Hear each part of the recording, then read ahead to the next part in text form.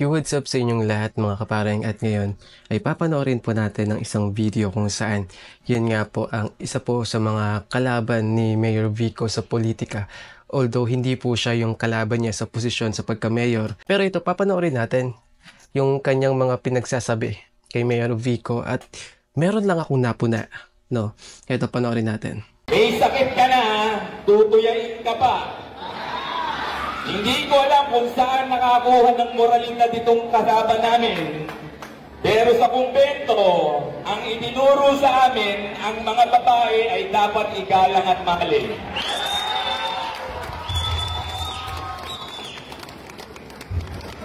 Mukhang nagkulang sa pangaral, kaya puro kayabangan ang nakikita ko. Walang masama sa magyabang kung meron kang ipagyayabang. Pero yung ikaw ang ama ng lungsod. Yun, natumpok.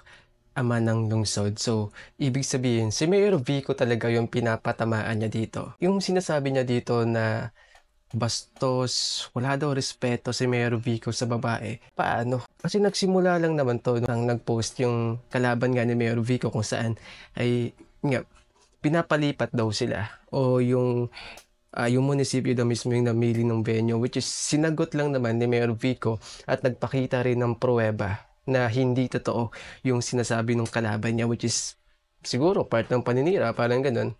So, and then, mga ilang days, ito nga, nagkaroon nga ng peace. Sinagawa yung COMELEC, no? At nandoon si Mayor Vico. Pero yun nga, dahil wala nga yung kanyang kalaban at kanyang nakaalitan sa social media, nakipagkamay na lang siya sa hangin. Wala kasi doon yung kanyang nakalaban. So, si Mayor Vico nagmana kay bossing na medyo palabiro, nakipagkamay sa hangin. So, wala akong nakikitang pambabastos doon sa kababaihan. Although mga ilang oras, I guess mga maya-maya siguro, is dumating din yung kalaban ni Mayor Vico doon sa venue mismo para doon sa peace. And yun, the rest is history. At wala akong nakikitang pambabastos doon na ginawa ni Mayor Vico sa babae. Tama lang naman na nagpaliwanag si Mayor Vico, sinabi niya yung totoo, nagpakita siya ng mga ebidensya. At hindi ka bastusan ang pagsagot sa mga kasinungalingan laban sa kanya, di ba? Na dapat lumulutas sa mga mabibigat na problema ng lipunan. Ang ginawa mo sa nagdaang 6 na taon ay maglinis ng imburnal sa Pasig, hindi kita papalakpak. Papalakpak lang ako kapag ang mga may sakit ay gumaling na sa Pasig. Kapag ang mga PWD natin ay nakatanggap na ng kalinga. Kapag ang mga senior citizen hindi na kailangan magpabalik-balik para lang makakuha ng kanilang gamot.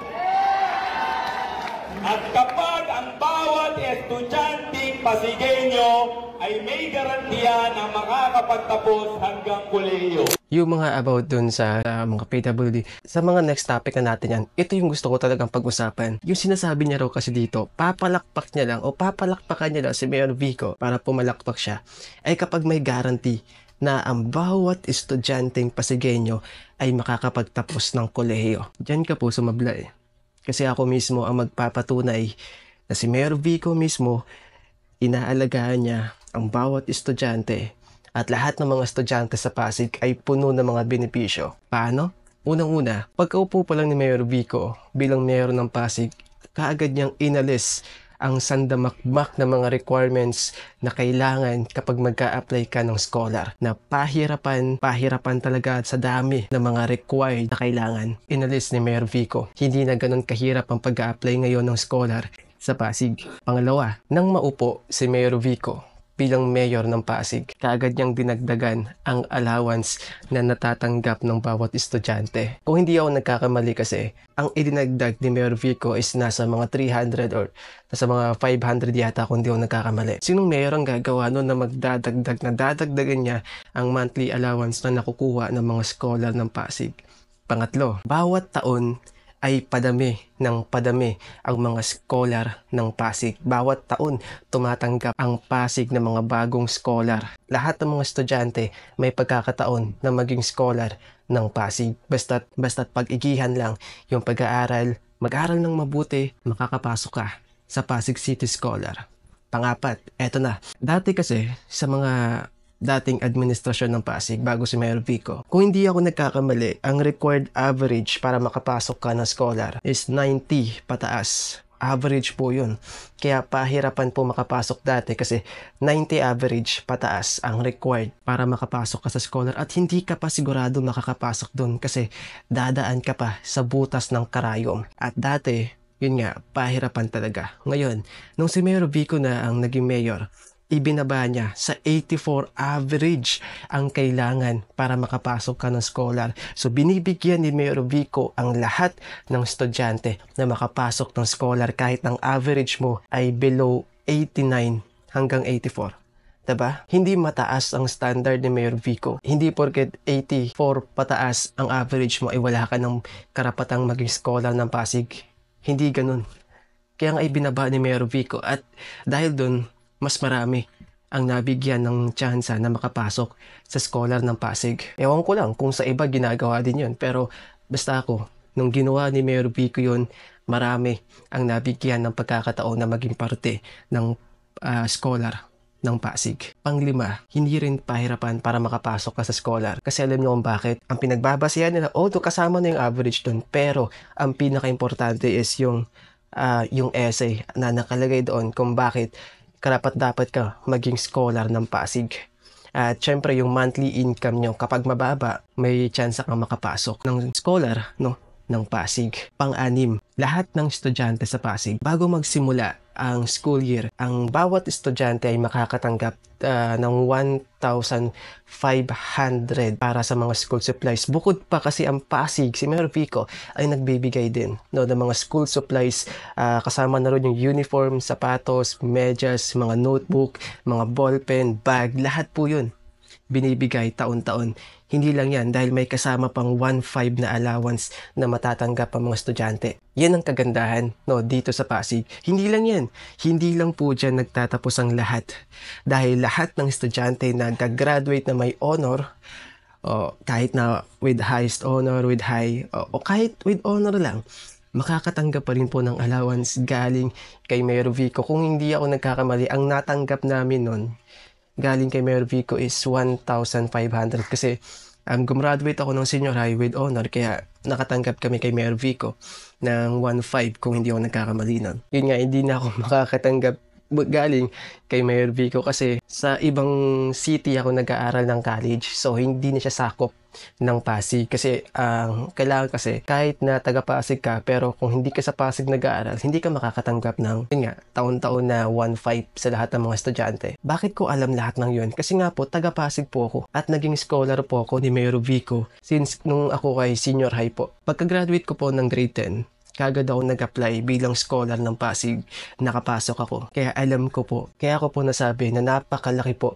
ng pahalaga ni Mayor Vico sa mga estudyante ng Pasig. Dahil nga po sa mga binibigay na benepisyo at yun nga, yung mga sinabi ko po mula kanina, yun po ang nakukuha ng mga estudyante dito sa Pasig. Even yung mga kaklase ko mula sa iba't ibang lugar kasi yun nga, nag-aaral ako sa Marikina. Lahat sila naiingkit. Sana sa Pasig na lang pala sila nakatira. Ako, college ako, magti-third year na next year. Ang natatanggap ko, sa isang taon, 2 beses kaming nakakatanggap ng allowance galing kay Mayor Vico. So, hindi yung monthly.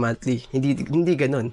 Pinagsama-sama na. So, 2 beses sa isang taon. Kumbaga sa college is kada semester makakatanggap. Ganun din po sa lahat mula elementarya, high school, senior high. So, 2 beses pong makakatanggap sa isang taon. Kung bibilangin lahat is nasa 22,000 ang natatanggap po naming mga scholar ng Pasig taon-taon. 11,200 ang natatanggap ko bawat semester.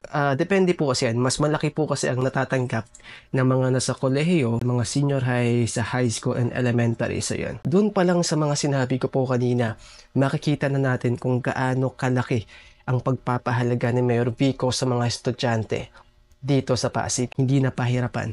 Pero hindi po doon nagtatapos ang lahat dahil naglalabas pa sila ng batch 2 and batch 3. Kaya sobrang dami na po ng scholar dito sa Pasig kasi nga po, yun nga, hindi nila tinitipid, 'di ba? Naglalabas pa sila ng mga panibagong batch doon kasama na yung mga hindi nakasama doon sa batch 1. So kumbaga, kailangan lang pala mag-antay kasi meron ng paparating na batch 2 and batch 3 ng mga bagong scholar. Yun ang kagandahan po dito sa Pasig. Kaya nung nalaman, kaklase ko kasi siya ay, yun nga, scholar din siya doon sa lugar nila pero sobrang liit lang nung nakukuha nilang allowance. No? Sabi niya, sana pala nasa Pasig na ako nakatira. Pwede kaya ako lumipat sa Pasig para naman, grabe, laki naman ng allowance. Diba?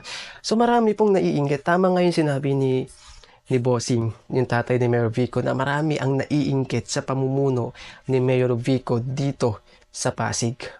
So sana naging malinaw po ang lahat na walang katotohanan yung sinasabi ni Sir na si Mayor Vico yun nga na wala daw guarantee na makakapagtapos ng college ang mga estudyante dito sa Pasig. Kaya iboto natin si Mayor Vico, mga Pasigueño.